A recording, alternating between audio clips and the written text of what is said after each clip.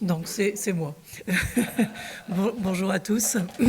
Je suis le docteur Aude Fléchon. Donc moi je suis oncologue médical au centre Léon Bérard, juste à côté à Lyon, et je m'occupe des pathologies onco-urologiques. Je remercie le comité scientifique de m'avoir invité, et donc je vais vous parler du cancer de la prostate chez les patients HIV.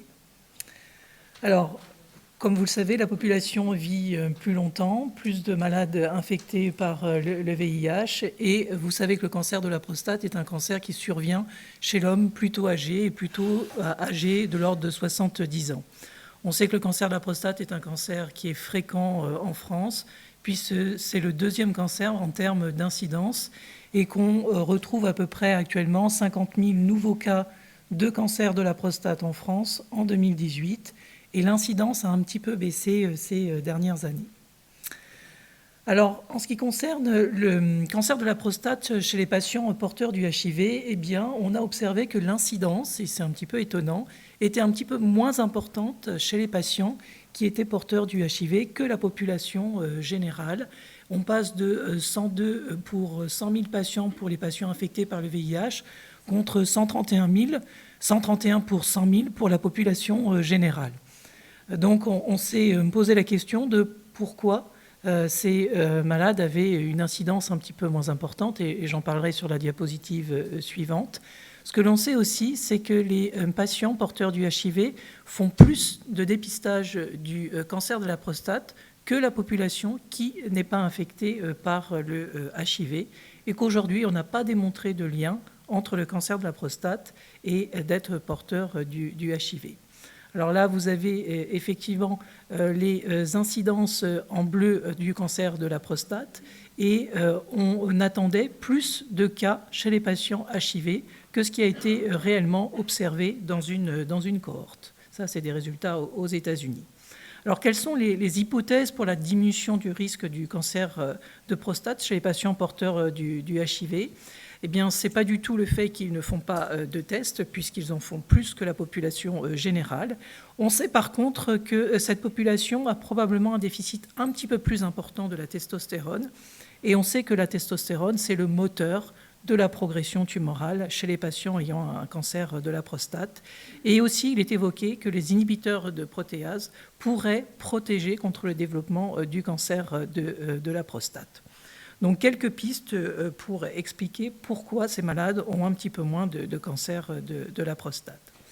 Alors, vous avez en bleu, c'est encadré, c'est l'âge du diagnostic du cancer de la prostate. Vous voyez que dans la population générale, c'est une cohorte, c'est 66 ans, on est plutôt aux alentours de 70 ans dans la population globale.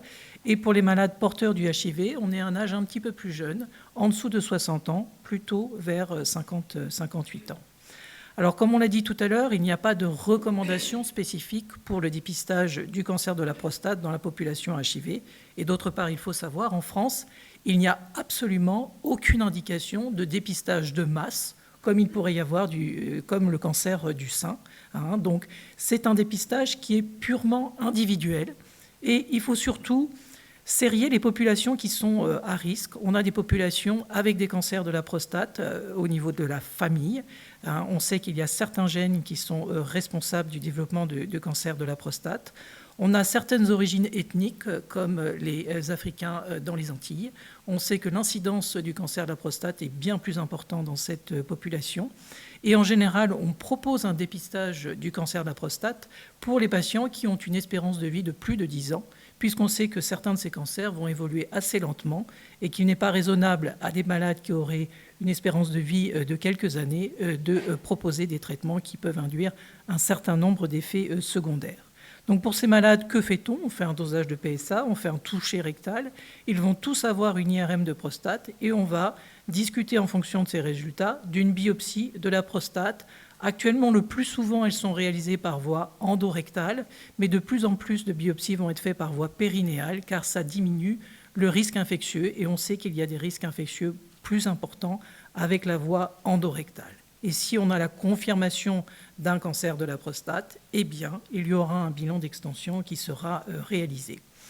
Alors là, je vous ai mis une étude récente. L'objectif aujourd'hui est de plutôt diagnostiquer les malades chez qui on va faire un traitement curatif. Aujourd'hui, on détecte beaucoup de cancers de prostate qui vont être activement surveillés car ils sont indolents, entre guillemets, ils vont évoluer lentement. Et donc cette étude avait été faite chez des patients ayant un PSA supérieur à 3 nanogrammes par millilitre. Ils avaient tous une IRM et il y avait deux groupes, un où on faisait les biopsies de façon systématique et le deuxième groupe où on faisait les biopsies uniquement s'il y avait des anomalies IRM qui permettaient de faire des biopsies ciblées. Dans cette étude, vous avez à gauche le diagnostic de cancer de prostate non significatif, c'est-à-dire des scores de Gleason qui sont bas, des grades ISUP qu'on dit de 1. Effectivement, quand vous faites des biopsies systématiques, vous découvrez plus de cancers de la prostate, mais ce sont des cancers qui sont plutôt indolents et d'évolution lente, où on peut proposer une surveillance active. Et à droite, lorsque vous décidez de faire des biopsies uniquement sur les malades qui ont des IRM anormales avec un PSA supérieur à 3, eh bien vous allez détecter autant de cancers de prostate qui sont significatifs. Et cela pourrait être une voie aujourd'hui pour proposer des biopsies de prostate uniquement à des malades qui ont un cancer significatif. Là, vous avez le diagramme de l'EAU pour les dépistages et la réalisation de biopsies prostatiques en fonction de l'âge de la personne. Alors, on dit qu'aujourd'hui, à partir de 50 ans, on peut proposer de faire un dosage de PSA et de faire des investigations s'il y a des anomalies cliniques et à l'IRM. En dessous de 50 ans, on réserve les prélèvements et les biopsies de prostate pour les groupes à risque, c'est-à-dire les risques héréditaires et certaines populations. Et en fonction du taux de PSA, de votre âge, des résultats de l'IRM, eh bien cela va conduire à soit l'indication de biopsie qui vont permettre de découvrir ou non un adénocarcinome de prostate, soit l'absence d'indication de biopsie et la réalisation d'une surveillance avec des dosages de PSA qui vont être à ce moment-là réguliers.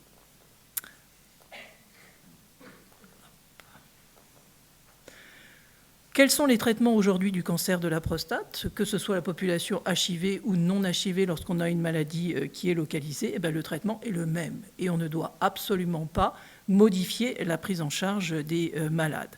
Lorsqu'il y a une indication de traitement curatif, c'est-à-dire un cancer qui est significatif, qui n'est donc pas en surveillance active, eh bien, on propose les traitements recommandés, qui sont soit une radiothérapie, soit une prostatectomie.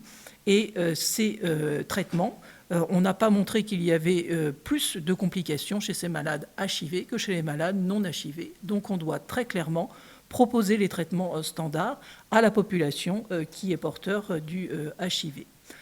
Alors vous savez que ces traitements ont un impact très important sur la sexualité puisqu'ils vont diminuer l'érection et pour certains complètement l'abolir, d'autant plus si on a un traitement hormonal par suppression androgénique en association par exemple avec la radiothérapie. Et il a été observé que beaucoup plus de malades HIV avaient des traitements permettant et favorisant les érections que la population générale qui avait un cancer de la prostate, donc une population qui est plus demandeuse d'avoir des traitements pour les aider à l'issue de ces traitements curatifs. Voilà ce que je voulais vous présenter. Donc, on doit les prendre en charge comme les autres. Voilà, c'est vraiment le message.